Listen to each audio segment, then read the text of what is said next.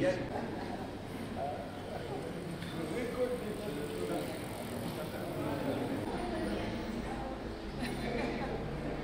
non, ça je me permettrai pas. Caméra. T'as vu, il fait de l'ombre dans... Je sais pas si tu filmes là. Oui. Donc je m'appelle Lucie Lopez, je suis la grand-mère d'Enzo qui a été enlevé le 14 mai à l'école et nous avions déjà parlé auparavant et voilà, ça fait 40 jours aujourd'hui que je n'ai toujours pas de nouvelles. On ne m'a pas donné ni d'instruction ni quoi que ce soit pour le contacter, le voir, le téléphoner. Et il est toujours dans ce foyer. Nous n'avons toujours pas reçu de réponse par rapport à la super provisionnelle qui a été faite, envoyée en urgence au TPAE, que l'enfant devait être libéré et retourné dans son foyer puisque l'autorité et les lois n'ont pas permis cet acte. Donc on n'a toujours pas de réponse du TPAE. Nous avons fait un recours auprès du SACELP. Et là, le dossier est en étude et nous n'avons toujours pas reçu de réponse non plus de Madame la chef d'État, du chef du département du DIP, Madame Emery Torasanta, qui nous a toujours pas répondu à une lettre, un courrier qui lui a été envoyé. Et à ce jour, je suis voilà, dans l'angoisse, dans l'incertitude. On ne sait rien. Et aujourd'hui, j'ai décidé d'aller plus loin et de montrer que ça ne peut pas continuer comme ça, que cet enfant doit retourner chez lui. Et en fait, je voudrais aussi que cela serve pour toutes les autres familles qui sont dans la même attente depuis des années, avec des enfants placés à droite à gauche, et que ça ne peut pas continuer comme ça. Nous avons lancé une pétition pour, disons, dénoncer ce que les autorités ne font pas, entre autres de libérer un enfant qui est retenu contre son plein gré, donc il n'a pas demandé à être là-bas, il a un foyer, il a une famille, il fait partie d'un arbre généalogique, hein, c'est pas un enfant qui vient de nulle part, et aujourd'hui on le traite comme un enfant enfin orphelin, quoi, qui n'aurait aucune famille, et c'est tout simplement inadmissible. Et on n'est pas entendu. En tous les cas, je n'ai personnellement jamais été entendue par aucune autorité. Et l'enfant non plus, donc il ne sait pas ce qui se passe, pourquoi il est là-bas. J'imagine qu'il doit penser qu'il est abandonné par sa famille. Et donc aujourd'hui, nous avons décidé de venir nous exprimer afin que la conseillère d'État, Madame Emery Torasanta, réagisse un peu plus rapidement. Parce que 40 jours... sans son enfant ou petit enfant, enfin, on se comprend. On trouve que c'est long, dans la mesure que c'est une urgence, c'est pas juste un dossier, une démarche administrative. Donc on aimerait bien qu'il y ait une réaction rapide du TPAE, donc on attend toujours une réponse de la super provisionnelle qui n'est toujours pas arrivée. Et donc on manifeste ici aujourd'hui pour exprimer d'une autre façon notre mécontentement, notre ras-le-bol et la colère. Je représente aussi des personnes qui n'ont pas la voix malheureusement, qui ne peuvent pas s'exprimer, qui n'ont pas le courage et la force parce qu'ils ont été anéantis, des personnes qui ont été ruinées, des personnes aujourd'hui qui peuvent être malades, qui n'ont même pas la force de se déplacer et surtout qui ont peur des réactions et des répercussions du SPMI et des autorités. S'ils se présentent ici, j'ai des parents qui m'ont dit on n'ose pas venir, on a peur des répercussions qu'on pourrait avoir avec nos enfants et les situations qu'on a déjà. Donc c'est un petit peu aussi la voix des sans-voix. Et j'encourage de cette façon des personnes à s'exprimer, à sortir de l'ombre et faire en sorte que ça s'arrête. C'est juste pour rejoindre les initiatives de Madame la conseillère du DIP qui souhaiterait assainir. Moi, quand on parle d'assainissement, ça veut dire quelque chose qui vraiment sent pas bon, qui va pas bien. Donc quand on dit assainissement, ça veut dire que ça va vraiment pas bien et que le SPMI vraiment est en dysfonction. Comment peut-elle chapeauter? Comment peut-elle, en sachant ce qui se passe, elle n'est pas ignorante, elle sait, tolérer une telle chose sans réaction de sa part? Qu'elle ne prenne même pas 5 minutes pour écrire une lettre et dire voilà, elle délègue et on attend toujours la lettre qui soi-disant devait arriver très rapidement. Donc on se manifeste ici devant le DIP aujourd'hui pour qu'elles comprennent qu'on ne va pas se taire, qu'on ne va pas s'arrêter, parce qu'il y va de la vie des enfants, ce sont des innocents, il y va aussi de la vie des adultes, les parents, la famille, tous ceux qui l'entourent. On est en souffrance, on ne va pas bien, on se ruine, on n'a plus d'argent. Alors l'objectif, on l'a compris, c'est de nous mettre dans cette situation. Mais grâce à tout un groupe, à tout un tas de personnes qui, elles, sont humaines, qui ont réagi de façon différente les uns les autres, on va œuvrer pour que ça s'arrête, pour qu'elles nous entendent. Elle a demandé de l'aide aux parents, d'intervenir pour assainir le SPMI. On va l'aider, mais quand on lui écrit, il faudrait qu'elle accepte de nous donner un rendez-vous, comme elle l'a demandé. Donc, je fais réponse à vous, Madame la conseillère. Je suis là, je suis prête à vous aider si vous avez besoin d'idées, si vous avez besoin de conseils. Nous les parents, on sait ce qu'on veut, on sait ce qu'on ne veut pas pour nos enfants. C'est à nous, la famille proche, de décider de l'avenir de nos enfants. Si on a besoin d'aide, on va le demander. Moi, j'ai rien demandé à personne.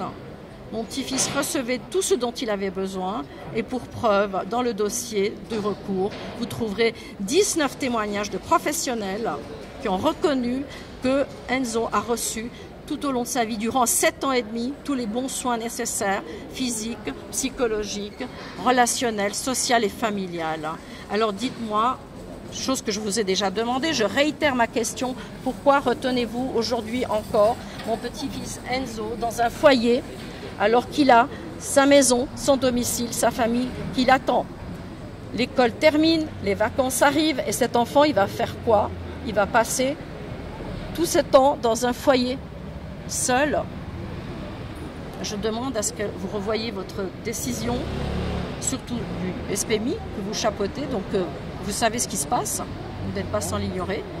Interpeller le directeur et faire tout de suite et rapidement, dans les jours qui suivent, le nécessaire pour qu'Enzo retrouve sa maison. On l'attend. On ne l'a pas abandonné, on ne l'oublie pas. Et je passerai tout l'été, s'il le faut, ici, à errer avec un panneau, jusqu'à ce qu'il soit libéré. Donc sachez qu'il n'est pas seul, Enzo, il n'est pas abandonné. Contrairement à ce que le SPMI veut faire croire, que c'est un enfant qui a besoin de protection. Alors je n'appelle pas la protection enlever un enfant, malgré les lois, les droits de l'homme, les droits de l'enfant, qui stipulent bien qu'on ne déplace pas un enfant pour rien du tout, qu'avant de déplacer un enfant, il faut qu'il y ait une cause péril qui n'a pas été donc motivée par le SPMI, ou un péril en la demeure, ce qui n'était pas le cas non plus. Malgré cela, vous permettez qu'un enlèvement se fasse dans l'école, devant les camarades qui étaient dans une détresse et une tristesse profonde, et que l'enfant soit depuis 40 jours détenu dans un foyer sans qu'il sache ce qui se passe. Et moi-même, je ne sais toujours pas, parce que je n'ai jamais eu de réponse de qui que ce soit. Je demande vraiment aux autorités de réagir rapidement, parce que là, on va passer à une autre vitesse. Prenez ça comme vous voulez, mais là, ça devient intolérable, c'est une torture.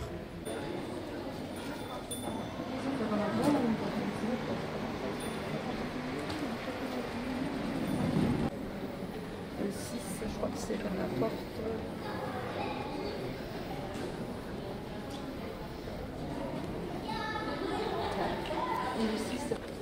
Ah, qu'est-ce que c'est beau! Merci! Venez là, les garçons, venez. Ah, oui. Venez les enfants. Vas-y.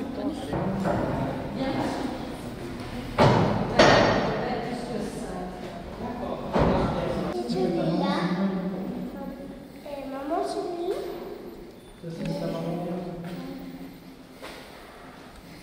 Donc là, qu'est-ce qu'on fait? Là, on va remettre les signatures qui, j'espère, seront remises à Madame Mbitora Sata, la chef du département du DIP. Voilà, DIP. C'est toi qui as l'enveloppe.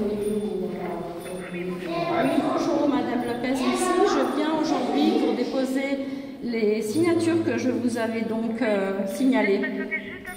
Oui, c'est gentil, merci. Vous avez fait un sacré panneau, il est beau.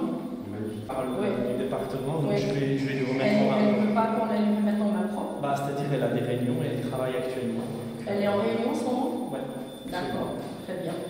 Alors malheureusement, c'est pas que vous soyez désagréable. Non, j'entends bien. J'ai rien contre vous, mais j'aurais souhaité quand même parce que voilà, ça fait 40 jours que notre fils est détenu. Alors écoutez, moi je connais pas le dossier, je vais juste transmettre ce qu'il faut transmettre à la...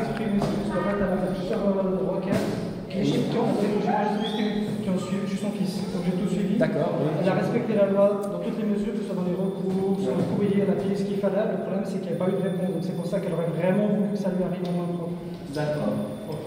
Tout ça est évidemment expliqué dans le dossier. Oui, et puis j'ai écrit une lettre aussi personnellement. Juste, excusez-moi, juste avec les signatures, il y a un texte explicatif. Oui, bien sûr. D'accord, on est d'accord. Donc tout ça va être pris en charge par la conseillère. Parce qu'il y a déjà un courrier qui lui a été adressé depuis un moment et elle a délégué pour prêter à répondre que Charles n'a pas été fait. Donc elle est très inquiète et là, malheureusement, on va devoir quand même faire réagir. J'entends. Écoutez, je vous remercie de m'avoir apporté ces signatures. Je vais évidemment les transmettre à qui de droit et il vous sera donné une réponse. La problématique, c'est pas pour nous, en fait. C'est l'enfant qui est dans la souffrance. Parce qu'en fait, ça a été fait d'une manière extrêmement illégale. Normalement, il y a des contacts avec les enfants quand ils sont passés en foyer. Et là, il n'y a rien qui est possible. On m'empêche de façon illégale de l'approcher, de contacter, alors que légalement, je n'aurais pas ça. Les médecins, les psychiatres ont suivi l'enfant, on demande la contacter. Bonjour, monsieur Boudja. Bonjour. Vous êtes tombé à pic. Ah bon? Qui ont demandé, à part le SPV, les psychiatres et autres, les SPV restent sourds à ça. D'accord. C'est quand même grave. On paye pour ces services. Écoutez, de nouveau, comme je vous disais, moi je ne connais pas le dossier, je ne vais pas m'exprimer sur le dossier d'une manière ou d'une autre. Je reçois la signature, vous avez ma promesse qu'elle sera remise à la conseillère d'État en main propre, qui vous répondra de toute façon, quoi qu'il arrive, sur ce dossier-là, comme on le fait avec tous les gens qui écrivent et qui nous apportent des pétitions. Je vous remercie. Voilà. Je vous remercie en tout cas et je vous souhaite une bonne suite et puis une bonne fin d'après-midi. Merci. Au revoir. Tiens. Là, je suis... Attention l'enfant, s'il vous plaît, il y a des voitures, ne restez pas sur la route. Je suis déçue, quoi. J'ai toujours pas reçu de réponse à la première lettre que je vous ai adressée, Madame Torres-Santa, et c'est une façon de nous faire croire, et vous m'avez promis qu'une réponse rapide serait faite. Là, ça fait quand même quelques semaines et la lettre n'est toujours pas répondue. Donc, on a le sentiment d'être bafoué, de ne pas être respecté comme individu, comme citoyen. Et nous nous efforçons de respecter toutes les règles, tout ce que l'on nous impose. Et là, on se comporte comme des citoyens avec du civisme. Nous respectons les règles, tout ce qu'on nous demande. Et là, vous envoyez quelqu'un, un greffier, prendre la lettre. Parce que vous n'avez jamais un instant, 2 minutes, 5 minutes de votre vie à consacrer aux personnes que vous dites vouloir aider.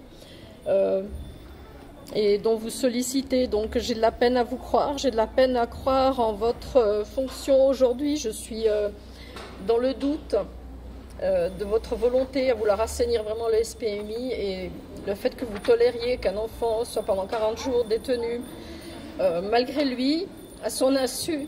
Et c'est une façon dans un pays des droits de l'homme et des droits de l'enfant, c'est une maltraitance en fait. Et elle est intolérable. Tout simplement, et vous êtes dans votre bureau tranquille. Je ne sais pas quand vous lirez ces pétitions, si vous allez les lire, vous allez peut-être les mettre à la poubelle comme d'autres, peut-être parce qu'il y en a trop. Mais là, il s'agit d'une vie humaine et ça devient insupportable. Votre silence, votre mutisme, et puis toutes les personnes que vous chapeautez, quoi. Donc, ça devient indécent que ça se passe en Suisse en 2020. Donc c'est des sortes de récidives et il faut que ça s'arrête, quoi. Les familles ne peuvent pas continuer à subir cette pression. Vous ne pouvez pas continuer à anéantir des familles et puis que les enfants soient dans la souffrance. Quel genre de vie et d'avenir vous pouvez leur promettre quand un enfant est brisé tout jeune? Vous lui enlevez tout espoir. Comment pouvez-vous prétendre, après que vous êtes là, pour vous inquiéter sur la scolarité? Mais quelle scolarité pour quels enfants?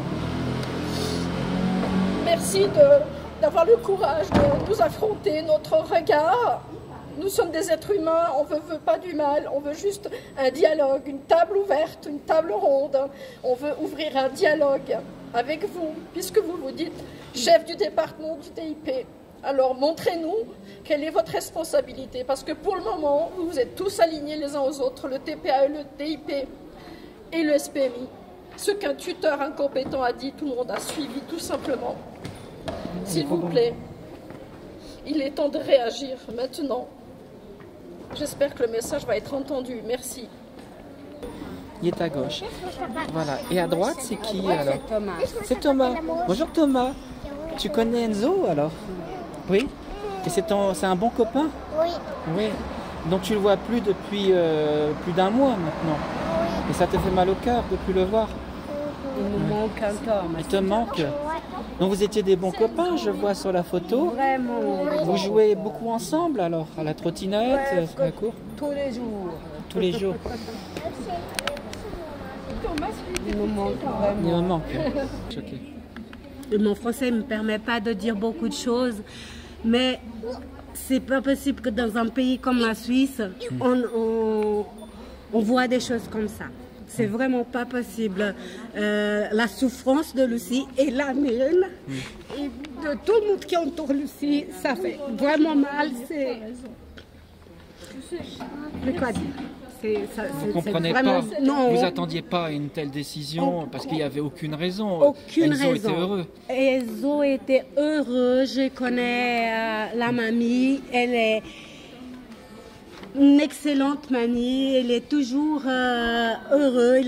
Il a toujours le sourire. Là, et le petit bouquet de fleurs, c'était pour mamie, là. Et puis, Toute ouais. la gentillesse. Ouais. Est-ce que vous craignez pour Enzo qui est maintenant dans un foyer? Mais bien sûr, c'est pas possible qu'on enlève un enfant de sa famille pour mettre dans un foyer. Mais on est dans quel monde? C'est quoi ça? J'aimerais bien que ça se règle. J'aimerais bien avoir Enzo de retour, qui joue avec Thomas, qui soit avec nous. C'est vraiment pas possible ça, que ça peut pas continuer. Donc là, il y a une fleur pour Enzo, avec un sourire. Qui est arrosée par Lucie. D'accord. Qui lui fournit l'amour, la protection, l'éducation, les soins. C'est tout dans les droits de l'enfant. Et j'ai marqué que Enzo a déjà un foyer, c'est celui de Lucie. Elle va besoin d'en avoir un autre. Voilà. Le leader du TPAE a dit « Je prends pour moi les décisions du SPMI qui s'appuie sur la décision du SACEP qui n'existait pas encore. »